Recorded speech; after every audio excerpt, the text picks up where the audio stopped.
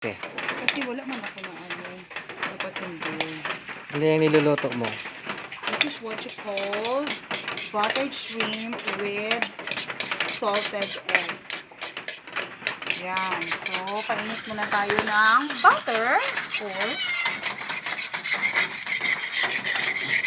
After that,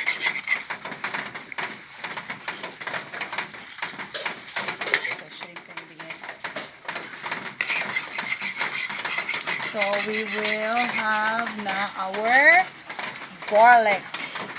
Garlic. Ayan.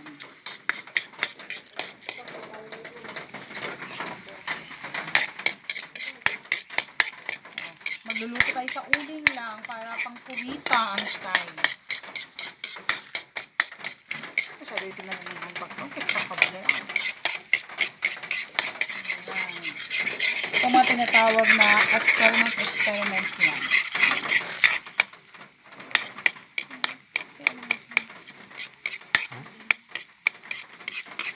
And then, we will have our shrimp.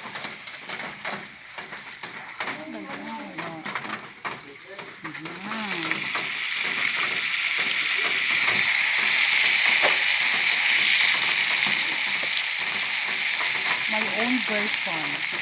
So, bahala na kayo kung gagawa kayo ng own version niyo.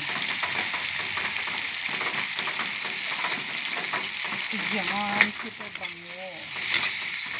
Like that. So, antayin lang natin siya maging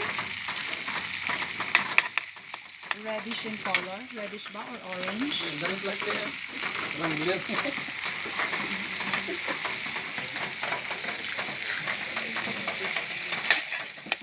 Ayan.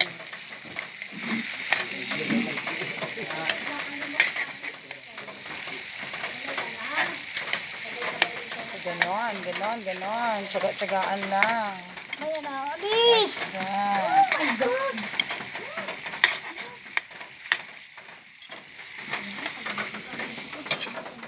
O, diba?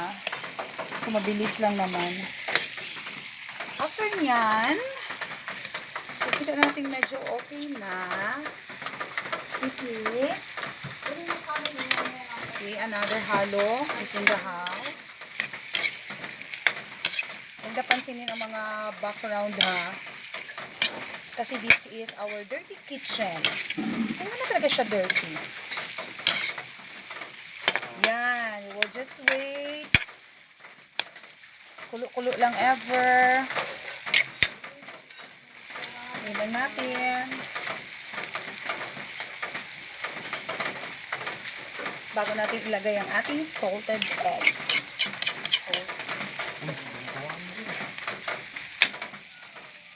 So, may mga HB, dandahan lang, mga isa, dalawang piraso lang. Sa mga wala, go.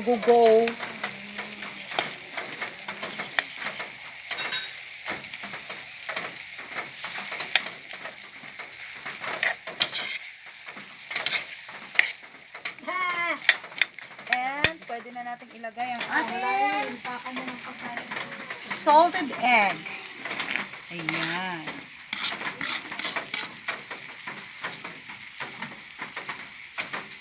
Salted egg, pwede din boiled egg. Pero hindi na siya salted. Hindi na siya matawag na buttered shrimp with salted egg. Pwede buttered shrimp with egg. Ayan na. So, antayin na natin. And we are ready. Pwede na siyang kainin. Mm.